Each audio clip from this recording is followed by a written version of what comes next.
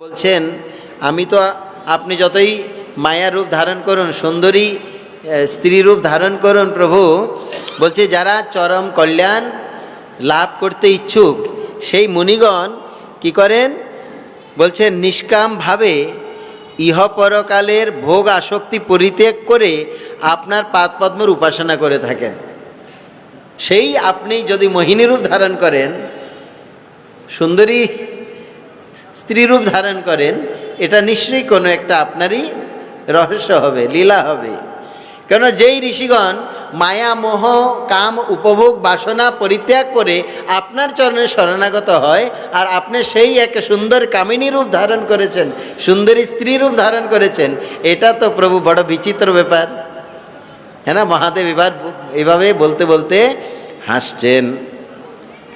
তং ব্রহ্মা পূর্ণমামৃতং বিগুণম বিশোকম আনন্দমাত্রমবিকারমনন্যদন্যৎ বিশ্বস্য হেতুহৃদয় স্থিতি সংযমানা মাত্মেশ্বরশ্চ তদপেক্ষতয়া নপেক্ষাঃ। আপনি জড় বিলক্ষণ চিন্ময়। মহাদেব বলছে প্রভু আপনি জড় বিলক্ষণ চিন্ময় ব্রহ্ম, বিলক্ষণ চিন্ময় ব্রহ্ম, আর পূর্ণ ও সূক্ষ্ম স্বরূপ আপনি, মাইক হেয় গুণ রহিত, নিত্য আনন্দ আদি গুণযুক্ত, আপনি নিত্য আনন্দ আদি গুণযুক্ত আপনি, সুতরাং শোকশূন্য, আপনার মধ্যে কোনো শোক নাই। আর কি বললেন, সকলের কারণ বলিয়া আপনা হইতে অতিরিক্ত পদার্থ কিছু নাই, কিন্তু কার্য বিচারে আপনি সে সকল হইতে ভিন্ন এবং এই বিশ্বের জন্মস্থেয় ভঙ্গের একমাত্র হেতু। জীবসমূহের কর্মফল দাতা, কর্মফল লাভের জন্য সমগ্র জৈব জগৎ আপনার মুখাপেক্ষী, কিন্তু আপনি নিরপেক্ষ। গতকাল এই শ্লোকের আমরা আলোচনা করেছিলাম। একস্তমেব সদসদ্রয়মদ্বয়ঞ্চ শরণং কৃতাকৃত মিবেহন বস্তুভেদঃ অজ্ঞানতস্ত্বয়ি জনৈর্বিহিতো বিকল্পো যস্মাৎ গুণব্যতিকরো নিরুপাধিকস্য। এক আপনি কার্য ও কারণ স্বরূপ, আপনি কার্য আপনি কারণ স্বরূপ। ব্রহ্মা বলেছেন না সর্বকারণ কারণম, আপনি সকল কারণের কারণ। আমরা কর্ম করছি কেন? জীবিকা নির্বাহের জন্য। জীবিকা নির্বাহ কেন? শরীরটা সুরক্ষিত রাখার জন্য। শরীর সুরক্ষা কেন রাখবো? যেহেতু এর মধ্যে আত্মা আছে। যে শরীরের ভিতরে আত্মা নয়, এটাকে সুরক্ষিত রাখার চেষ্টা করবে কেউ? যেহেতু আত্মা আছে। এই আত্মার কারণ কি? পরমাত্মা ব্রহ্ম।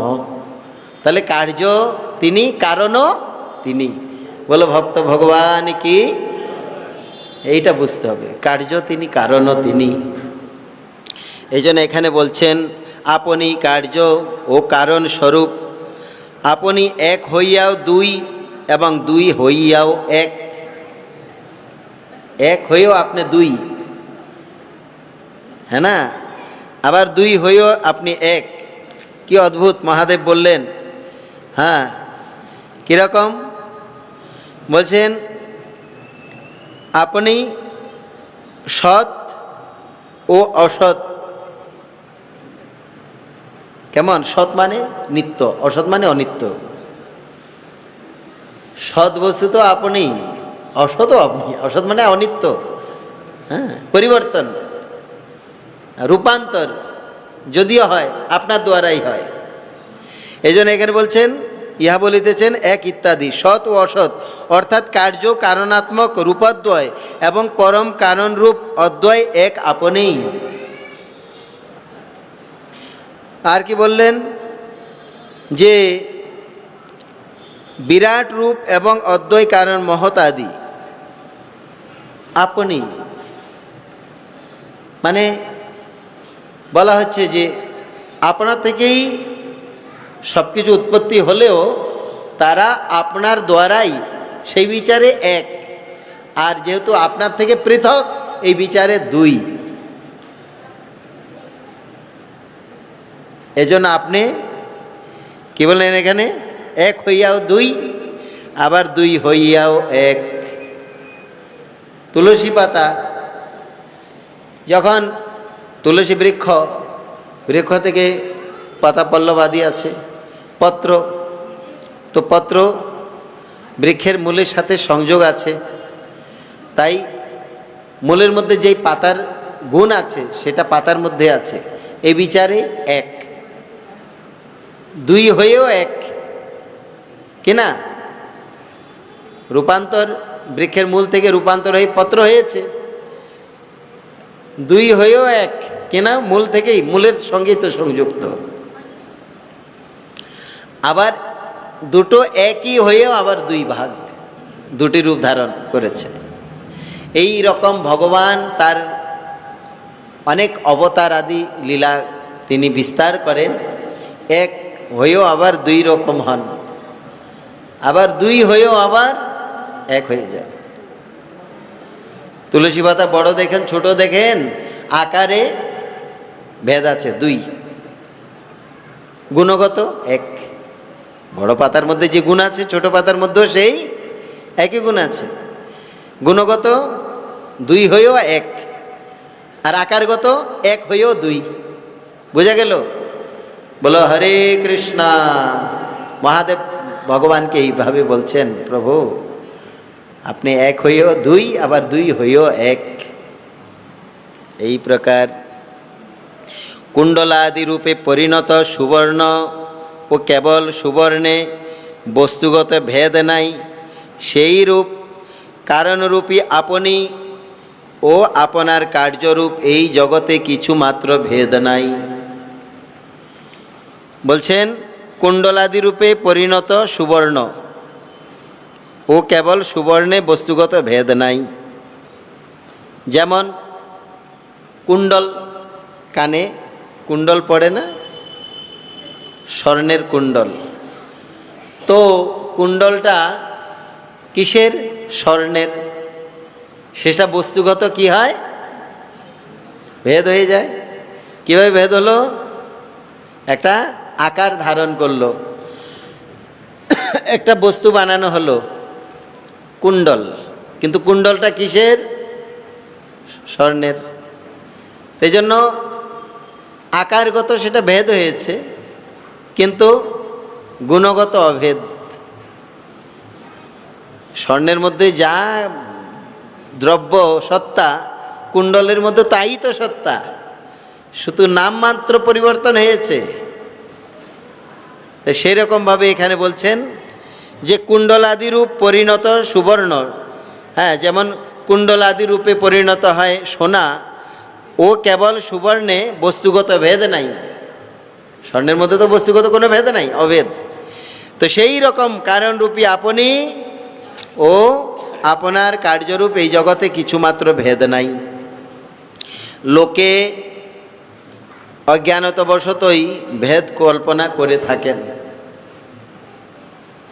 লোকে অজ্ঞানতবশত ভেদ কল্পনা করে থাকেন। আর কি বলেছেন?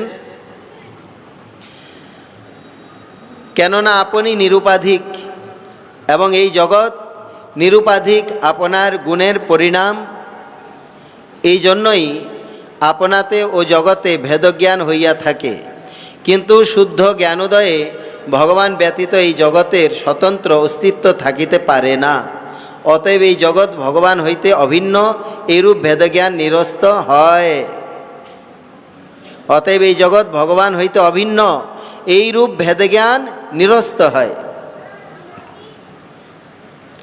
মহাদেব বলেছেন যে প্রভু এই জন্যই আপনাতেও জগতে ভেদজ্ঞান হয়ে থাকে। কেন? অজ্ঞানতার জন্য। ভগবান আর ভগবানের এই জগতে কোনো ভেদ নাই, কিন্তু শুদ্ধ জ্ঞানোদয়ে ভগবান ব্যতীত এই জগতের স্বতন্ত্র অস্তিত্ব থাকিতে পারে না। ঈশ্বর ছাড়া এই জগতের কি কোনো স্বতন্ত্র অস্তিত্ব আছে, কর্তৃত্ব আছে এই ভগবান ছাড়া? যদি এই জগৎটা জড়, কিন্তু এটার কোনো স্বতন্ত্র কর্তৃত্ব আছে ঈশ্বরের ইচ্ছা ছাড়া? যদিও জড় জগৎ রূপান্তর হয়, পরিবর্তনশীল হয়, এই জন্য অনেকে বলে যে ব্রহ্ম সত্য, জগৎ মিথ্যা। একটা কথা আছে এরকম, উপনিষদের অনেকে বলে সিদ্ধান্ত দিয়ে ব্রহ্ম সত্য, জগৎ মিথ্যা। তো জগৎটা মিথ্যা কি করে হয়? জগৎটা পরিবর্তনশীল হতে পারে, এটা পরিবর্তনশীল হতে পারে, হয়তো পরিবর্তন হয়ে যাবে। এখন এরকম আছে রূপান্তর হতে পারে, কিন্তু এটা তো মিথ্যা হবে না, কারণ এটাকে কে সৃষ্টি করেছে? ভগবান। তো তিনি যদি সৃষ্টি করে থাকেন, এটা মিথ্যা কি করে হয়? ওনার যদি সৃষ্ট হয়ে থাকে। মায়া দেবীকে যদি আমরা মিথ্যা বলি তাহলে তো হবে না। মায়া বলে তো একটা কিছু আছে, এটা তো উনি সৃষ্টি করেছে। হ্যাঁ, মায়া যাকে প্রভাবিত করবে সেই ব্যক্তি সত্যকে মিথ্যা বলে মনে করবে। ওই মায়াদেবী যাকে প্রভাবিত করবে সে সত্যকে মিথ্যা বলে মনে করবে, মিথ্যাকে সত্য বলে মনে করবে। কিন্তু মায়া মিথ্যা নয়, মায়া তো সত্যই, ভগবান প্রকাশ করেছে মায়াকে। মায়া বলে একটা কিছু আছে, একটা শক্তি আছে যেটাকে ভগবান প্রকাশ করেছে। তো ওই শক্তিটা যার প্রতি প্রভাবিত হয়, যাকে প্রভাবিত করে সেই ব্যক্তিটা সত্যকে মিথ্যা বলে মনে করে, মিথ্যাকে সত্য বলে মনে করে। এইরকম তং ব্রহ্মা কেচিদাবয়ান্তু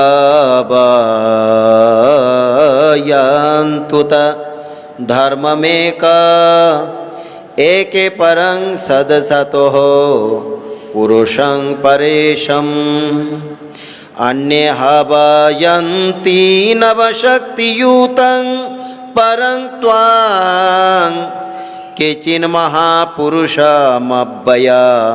মাত্মাতন্ত্রম। বৈদান্তিকেরা আপনাকে ব্রহ্ম, মীমাংসকেরা ধর্ম, শেষ্যর সাংখ্যগণ প্রকৃতি ও পুরুষের পর পুরুষ, ব্রহ্মাদিরও ঈশ্বর তথা পাঞ্চরাত্রিকগণ আপনাকে বিমলা প্রভৃতি নবচিৎ শক্তিযুক্ত মায়া শক্তির পর এবং পাতঞ্জলগণ অসমর্থ নির্বিকার স্বতন্ত্র মহাপুরুষ বলিয়া কীর্তন করিয়া থাকেন।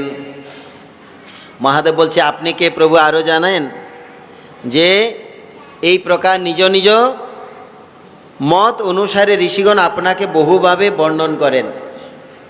নিজ নিজ মত অনুসারে ঋষিগণ যে যেরকম ওনাকে পেয়েছে, যেই রকম ওনাকে অনুভব করেছে, সেইভাবে। মনে করুন অনেকগুলো অন্ধ লোক বলছে, দেখো এইখানে একটা বিরাট কিছু আছে, হ্যাঁ তুমি গিয়ে দেখো এটা কেমন। বিরাট একটা হাতি দাঁড় করিয়ে দিল, হ্যাঁ না, তো চোখে তো দেখে না, হাতিটার পেট গিয়ে হাতালো, হাতি এসে গেল, এসে বলছে হাতিটা কেমন? কুলার মতো, কুলা। আরেকজন গেল, গিয়ে তার কানটাকে হাতালো, চলে এলো, কেমন? বলে এটা তাল পাতার মতো। আরেকজন গেল হাতির লেজটাকে গিয়ে হাতিয়ে এলো, কেমন? বলে সাপের মতো। আরেকজন গিয়ে হাতির যেই পাগুলোকে ধরে দেখলো, হাতিটা কেমন? বলে পিলারের মতো, স্তম্ভ। এইরকম যেই যেরকম অনুভব করেছে সেরকমই। এখন যার দৃষ্টি আছে সে কি বলবে? যে বলছে কুলার মতো, যে বলছে তালপাতার মতো, উদ্দেশ্য তো করেছে ওই বস্তুটাকেই, কিন্তু বস্তুটা আসলে কি? হাতি। হাতিটাকে কারোর কুলার মতো লেগেছে, কারোর কাছে সাপের মতো লেগেছে, কারোর কাছে স্তম্ভের মতো লেগেছে, কারোর কাছে তালপাতার মতো লেগেছে, এইসব। কিন্তু সার্বিকভাবে এটা একটা হাতি। মহাদেব এখানে বলছে, প্রভু এই প্রকারে নিজ নিজ মত অনুসারে ঋষিগণ আপনাকে বহুভাবে বর্ণনা করেন। কিভাবে বলছেন? পরমেশ্বর আপনাকে বৈদান্তিকগণ ব্রহ্ম বলিয়া মনে করেন। বৈদান্তিক মানে যারা বেদান্তি, বেদান্ত যারা পাঠ করেন, কিংবা বেদান্তে যারা পারদর্শী, বেদান্তে যারা মানে বিজ্ঞ, যারা বেদকে জানেন, তাদের কাছে আপনি কি? ব্রহ্ম। ব্রহ্ম মানে জ্যোতির্ময়। এই জন্য বলছেন বেদান্তিগণের কাছে আপনি ব্রহ্ম, জ্যোতির্ময়। গতকাল আলোচনা করেছিলাম আমরা, ভগবান তিনটি সংজ্ঞায় সঙ্গীত: ব্রহ্ম, পরমাত্মা, ভগবান। এই জন্য যারা বেদান্তি জ্ঞানী যোগী, তাদের কাছে আপনি ব্রহ্ম। আর মীমাংসকগণ আপনাকে ধর্ম বলিয়া মনে করেন। যারা মীমাংসক, ন্যায় বিচার, ন্যায় সংহিতা আছে না আমাদের সংহিতার মধ্যে একটা সংহিতা আছে, ন্যায় সংহিতা। এই ন্যায় সংহিতার যারা পারদর্শী তাদেরকে মীমাংসক বলে। সেই মীমাংসক ঋষিগণ আপনাকে ধর্ম বলে মনে করেন। আর সাংখ্যবিদগণ প্রকৃতি ও পুরুষের পরবর্তী পরম পুরুষ। সাংখ্যবিদ যারা, সাংখ্যবিদ মুক্তিবিদ, যারা মুক্তিযোগটাকে, মুক্তি অনুশীলনটাকে, মুক্ত লোকটাকে কিংবা মুক্তিটাকেই তারা বহুমানন করেন, মুক্তিকামী যারা, তাদের নিকটে আপনি কি? পুরুষের পরবর্তী পরম পুরুষ। তাদের নিকটে সাংখ্যবিদগণ প্রকৃতি ও পুরুষের পরবর্তী পরম পুরুষ মনে করেন আপনাকে।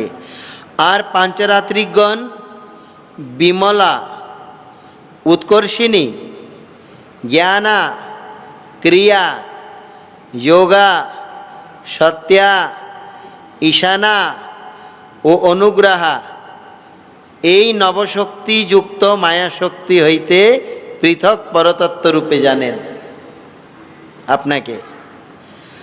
আর যারা মানে সেই পাতঞ্জল মতাবলম্বী, পাতঞ্জল মতাবলম্বী, এই জন্য নাম হলো পতঞ্জল ঋষি। হ্যাঁ, পাতঞ্জল শাস্ত্র আছে। এই পাতঞ্জল শাস্ত্রে যারা বিজ্ঞ, এই পাতঞ্জল শাস্ত্রে যারা সুনিপুণ, এই পাতঞ্জল শাস্ত্রে যারা মতাবলম্বী, তারা হলো পাতঞ্জল ঋষি। পাতঞ্জল, এই পাতঞ্জল মতাবলম্বীগণ এর নিকটে আপনি স্বতন্ত্র অব্যয় মহাপুরুষ, পরম পুরুষ বলিয়া অবগত। এইরকম এক এক সাধকগণের নিকটে আপনি এক এক প্রকারে আপনি প্রতীত হন, অনুভূত হন। এখানে বলেছেন রাধে রাধে গোবিন্দ গোবিন্দ রাধে রাধে রাধে গোবিন্দ গোবিন্দ রাধে রাধে রাধে গোবিন্দ গোবিন্দ রাধে রাধে রাধে রাধে রাধে গোবিন্দ গোবিন্দ রাধে রাধে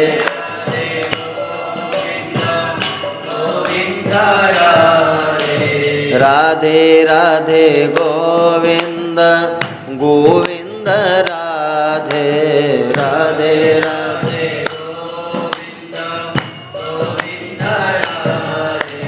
রাধে রাধে গোবিন্দ গোবিন্দ রাধে রাধে রাধে রাধে রাধে গোবিন্দ গোবিন্দ রাধে রাধে। সবাই গাও राधे राधे गोविंद गोविंद राधे।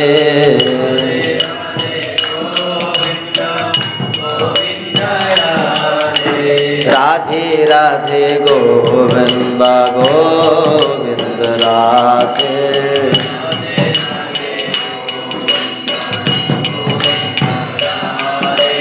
राधे राधे गोविंद गोविंद राधे।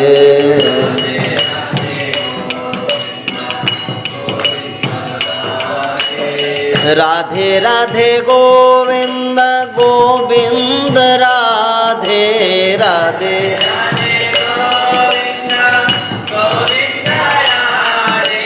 राधे राधे गोविंद गोविंद राधे।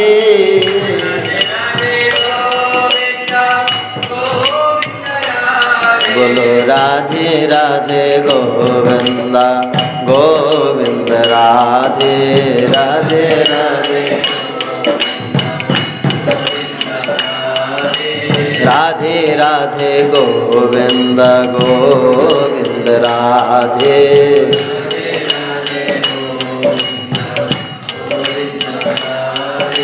राधे राधे गोविंद गोविंद राधे।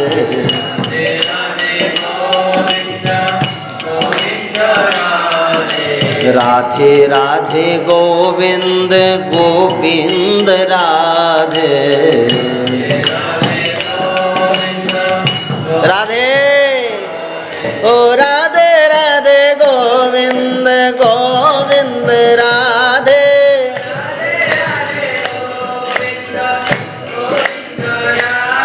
ओ राधे राधे गोविंद गोविंद राधे।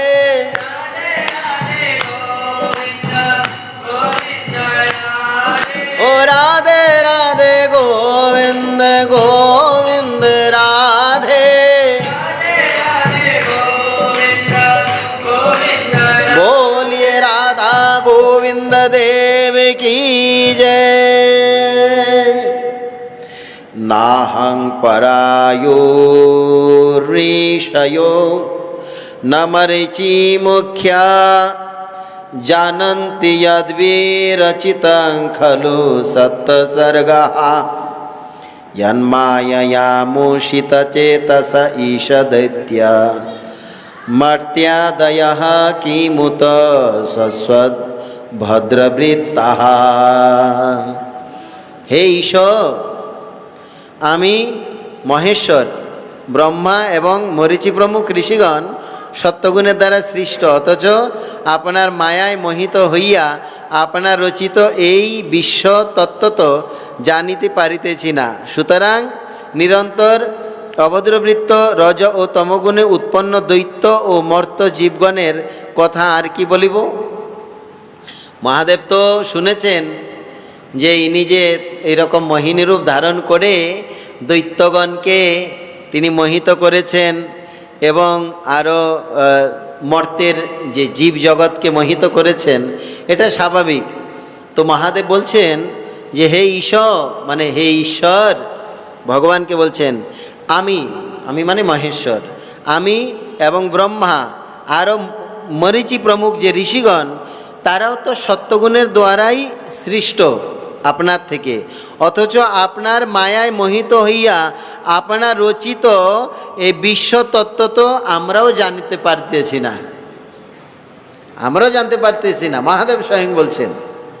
সুতরাং নিরন্তর অভদ্রবৃত্তি যারা অবলম্বন করেছেন, নিরন্তর যারা অভদ্রবৃত্তি অবলম্বন করে পড়ে আছেন, সেই রজগুণী তমগুণ উৎপন্ন এই যে দৈত্য এবং এই মর্তলোকের যে জীব জগৎ রজগুণে তমগুণের মধ্যে আবদ্ধ, এর থেকে উৎপন্ন, তারা কি করে আপনাকে জানবে? তাদের কথা আর কি বলবো। আমরা সত্যগুণ উৎপন্ন হয়ে আমরাই আপনার কথা বুঝতে পারছি না, জানতে পারতেছি না। খুব সুন্দর। এই জন্য এখানে বলেছেন, হ্যাঁ, তেরি মায়া মোহিনী ছায়া শক্তি অমিত অপার, यह सब कौन पार जो पावे देव असुर नर नार। তোমার যে মায়া মোহিনী ছায়া, অমিত শক্তি এখানে, এখানে কেউ পারাপার পেতে পারে না, দেব অসুর নরনার, হ্যাঁ, তারা কেহ পার পেতে পারে না। সত্বং সমিহিত মদঃ স্থিতি জন্ম নাশ ভূতহিতঞ্চ জগতো ভববন্ধ মোক্ষৌ। বায়ুর্যথা বিশন্তি ঋঞ্চ চরাচরাখ্যং সর্বং তদাত্মকতয়াবগমোহ বরুণৃৎসে। আপনি জ্ঞান স্বরূপ, আপনি আপনার রচিত এই ব্রহ্মাণ্ডের জন্ম, স্থিতি ও নাশ, প্রাণী সকলের চেষ্টা, ভববন্ধন মোচন সমস্তই অবগত আছেন। বায়ু যেমন স্থাবর জঙ্গমাত্মক বস্তুতে ও আকাশে ব্যাপ্ত থাকে, সেরূপ আপনি জগতের উপাদান কারণ বলিয়া সমগ্র জগতে ব্যাপ্ত আছেন। বলছেন, হে প্রভু, আপনি জ্ঞান স্বরূপ। আমি কি বলতে চাইছি আপনিও জানেন, আর কেন বলতে চাইছি এ কথাও আপনি জানেন। আপনি যে কদিন আগে এই রূপ দেখিয়ে দৈত্যগণকে মোহিত করেছেন, তো আপনি নিজে কে আমরা তো জানি, কিন্তু আপনার এই রূপটা এই রকম ধারণ করে মোহিত করে দিলেন, আর যেটা আপনি চেয়েছেন সেটাই হয়েছে। তো কাজে আপনি জ্ঞান স্বরূপ, হ্যাঁ, জ্ঞানের স্বরূপ আপনি। এই জগতের যারা জ্ঞানী তারা জ্ঞানটা অর্জন করতে হয়, তারপরে জ্ঞানী হয়। কেমন? জ্ঞানটাকে আগে চর্চা করে, অর্জন করে, তারপরে তপস্যা করে জ্ঞানের জন্য, তারপরে জ্ঞানী হয়। কিন্তু ভগবানের জ্ঞান পেতে কি তপস্যা করতে হয়? হ্যাঁ, তিনি সুপ্রিম পাওয়ার, ওনার মধ্যে জ্ঞান আছে, জ্ঞানময়। ওনার আর জ্ঞান প্রাপ্তির জন্য তপস্যা করতে হয় না, এই জন্য জ্ঞান সর্বস্ব উনি। জ্ঞাতা, জ্ঞাতা কাকে বলে? যিনি সব জানেন, জ্ঞাতা। তো যিনি সব জানেন তিনি জ্ঞাতা। এই জগতের যারা কিছু জানেন, পড়াশোনা জানেন, অনেক বিদ্যা জানেন, এইসব জানেন, তারা তো তপস্যা করতে হয়েছে, হ্যাঁ না? যেটা দেখেছে, যেটা পড়েছে সেটাই জানে, এছাড়া আর বাইরে কিছু জানে না। তো এটা তো জ্ঞাতা হলো না, সর্বজ্ঞাতা হলো না। ভগবান যেটা দেখেছে সেটাও জানে, যেটা দেখে নেই তাও জানে, যেটা হবে তাও জানে, যেটা কোনোদিন দেখে নেই তাও জানে। এই জন্য ভগবান সর্বজ্ঞাতা, এই জন্য ভগবান সর্বজ্ঞাতা। হ্যাঁ, সকলের ভেতরে কি চলছে তিনি জানেন। এই জগতের যারা জ্ঞানী তারা তো অন্যের ভেতরে কি চলছে এটা জানে না, কিন্তু উনি সবার ভেতরে কি চলছে এটা জানেন, তিনি সর্বজ্ঞাতা। বলো ভক্ত ভগবান কি জয়। আপনি জ্ঞান স্বরূপ, আপনি আপনার রচিত এই ব্রহ্মাণ্ডের জন্ম, আপনি আপনার রচিত এই ব্রহ্মাণ্ডের জন্ম, আপনার রচিত যে ব্রহ্মাণ্ড, এই ব্রহ্মাণ্ডের জন্মদাতা আপনি। স্থিতি, এর পরিচালনা, নাশ, সময় এটাকে সমাধান করে দেওয়া, এটাও আপনার হাতে। প্রাণী সকলের চেষ্টা, এই যে চেষ্টা শক্তি তাও আপনি। ভববন্ধন মোচন সমস্তই আপনি অবগত আছেন। কিভাবে ভববন্ধন মোচন হবে? বায়ু যেমন স্থাবর জঙ্গমাত্মক বস্তুতে ও আকাশে ব্যাপ্ত থাকে, বায়ু সর্বত্র ব্যাপ্ত, আকাশে ব্যাপ্ত আছে, সেরূপ আপনি জগতের উপাদান কারণ বলিয়া সমগ্র জগতে ব্যাপ্ত আছেন। এই জগতের উপাদান কারণ ভগবান নয়? গতকাল আলোচনা করেছিলাম, যতবা ইমানি ভূতানি জীব জগৎ বলুন, আর এই যে পদার্থ বিজ্ঞানের কথা বলুন, যাই বলেন, এগুলার মূল উপাদান কি? আকাশ, মাটি, জলবায়ু, অগ্নি, মন, বুদ্ধি, অহংকার, এই 8 প্রকার প্রকৃতি উপাদান। এই জন্য এই উপাদান কোথা থেকে বেরিয়েছে, প্রকাশ হয়েছে? হ্যাঁ, ভূমিরাপ অনল বায়ু খম মন বুদ্ধিরেব চ অহংকার ইতি অম্মে ভিন্না প্রকৃতির অষ্টদা। হে অর্জুন, এই 8 প্রকার প্রকৃতির কারণও আমি, এই 8 প্রকার উপাদান প্রকৃতির সৃষ্টির এর কারণও আমি। তাহলে এখানে মহাদেব কথাই বলছেন, প্রভু এই জগতের উপাদান কারণ বলিয়া, এই জগতের উপাদানের কারণ আপনি বলে এজন্য আপনি সমগ্র জগতে ব্যাপ্ত আছেন। বলো বাসুদেব ভগবান কি। এই জন্য ইনি বাসুদেব, যেই দেবতা সর্বত্র বাস করেন, সেই জন্য বাসুদেব। অবতারা ময়া দৃষ্টা রমমানস্য তে গুণহি সোহায়াম তদ দ্রষ্টুমিচ্ছামি यत्ते योषिद्वपूर्धतम। সত্যাদি গুণ দ্বারা ক্রীড়মান আপনার নরসিংহাদি অবতার সমূহ আমি দেখিয়াছি বলছেন। মহাদেব বলছেন, প্রভু এখন তো আপনি খুব সুন্দরী স্ত্রী রূপ ধারণ করেছেন, এর আগে যে আপনার তাণ্ডব রূপ তাও দেখেছি, হ্যাঁ না? এই যে সত্যাদি গুণ দ্বারা ক্রীড়মান আপনার নরসিংহ আদি রূপও আমি দেখেছি। মহাদেব বলছে, আপনি যে নরসিংহ রূপ ধারণ করেছেন সেখানে তো কোনো রকম ওই এই সুন্দরী স্ত্রীর মতো নয়, এটা তো ভয়ঙ্কর বিভীষিকাময় ভয়ানক রূপ আপনার, বিভৎস রূপ আমি দেখেছি। কিন্তু আপনি যে নারী রূপ ধারণ করিয়াছিলেন তাহাই এখন দর্শন করিতে ইচ্ছা করিতেছি। আমি শুনেছি আপনি নাকি সুন্দরী নারী রূপ ধরে দেখেছেন। আপনার ওই নরসিংহ মৎস্য কুর্ম এগুলা রূপ তো দেখেছি, কিন্তু এই যে সুন্দরী রূপ ধারণ, মোহিনী রূপ ধারণ করেছেন, এইটা একটু আমার দেখার ইচ্ছা। মহাদেব তো এটা করেছেন কেন? ওই দৈত্যগণকে মোহিত করার জন্য সমাধান দিয়েছেন। কিন্তু ইনি তো শুনে আবার এসেছেন, দেখি আপনার ওই রূপটা আবার দেখান তো। ইনি দেখতে এসছেন, বলে না येन सन्मोहिता दैत्या पोति पायिताश्चामृतांसुरः तद्दीदृक्षव आयतः परं कौतूहलं हिनः।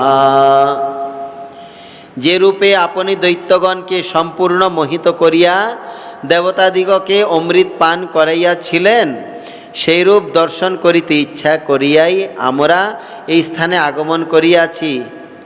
এতদ বিষয়ে আমাদের অত্যন্ত উৎসুক জন্মিয়াছে। মহাদেব বলছে, আপনি যেরকম রূপ ধরে দৈত্যগণকে মোহিত করে দেবতাগণকে অমৃত পান করিয়েছিলেন, তাদের প্রতি যেরকম একটু ভাবভঙ্গিমা দেখিয়েছিলেন, ওই রকম আবার দেখান তো প্রভু। আমরা ইচ্ছা করে এসছি আপনার ওইটা দেখার জন্য। মহাদেব বলছে, আমি আর পার্বতী এসছি এটা দেখার জন্য, আপনি একটু দেখান তো। শ্রী শুক উবাচ এবমভ্যর্থিত বিষ্ণুর ভগবান শূলপাণিনা প্রহস্য ভাবগম্ভীরং গিরিশাং প্রত্যভাষত। শ্রী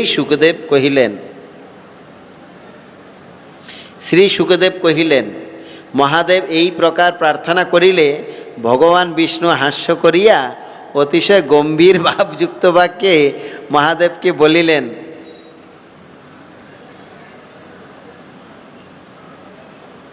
ভগবান মহাদেবের কথা শুনে হাসলেন, হেসে তারপরে গম্ভীর হয়ে গেলেন।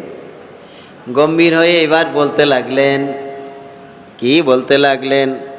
শ্রী ভগবান উবাচ কৌতূহলায় দৈত্যানাম योषिद्वेषो मया धृतः पश्यतासुरकार्याणि गते पीयूषभाजने। শ্রী ভগবান কহিলেন, দৈত্যগণ অমৃত পাত্র হরণ করিলে দেবতাদিগের কার্যোদ্ধার লক্ষ্য করিয়া আমি দৈত্যগণের সম্মোহনার্থ স্ত্রীবেশ ধারণ করিয়াছিলাম। ভগবান বলছে আমি তো ওই রূপটা এই জন্য ধারণ করেছি কি দৈত্যগণ সমুদ্র থেকে যখন অমৃত উঠেছে ওই সেটা হরণ করে নিয়ে গেছে, কেড়ে নিয়ে গেছে, হ্যাঁ না, ওই পাত্র হরণ করে নিয়ে গেছে। সেই জন্য দেবতাদের সহায়তার জন্য, তাদের কার্যটাকে উদ্ধার করার জন্য, আমি দৈত্যগণকে সম্মোহন করার জন্য, মোহিত করার জন্য আমি এই রূপ ধারণ করেছি। এখন আমি কি কাকে মোহিত করার জন্য ধারণ করব? আমাকে তো আর কাউকে মোহিত করার দরকার নেই। মহাদেব বারবার পীড়া করে দিচ্ছেন, না না ওই রূপ দেখার ইচ্ছা। ভগবান বলছে এখানে আমি কাকে মোহিত করব? কেন ওইটা আমার মোহিত করার জন্য উদ্দেশ্য, এখানে কি কাউকে মোহিত করার কথা আছে? কিন্তু মহাদেব তারপরে প্রার্থনা করছেন। ভগবান কি করলেন আগামীকাল শুনবেন। বাঞ্ছা কল্পতরুভ্যশ্চ কৃপা সিন্ধুভ্যৈব চ পতিতানাং পাবনেভ্যো বৈষ্ণবেভ্যো নমো নমঃ।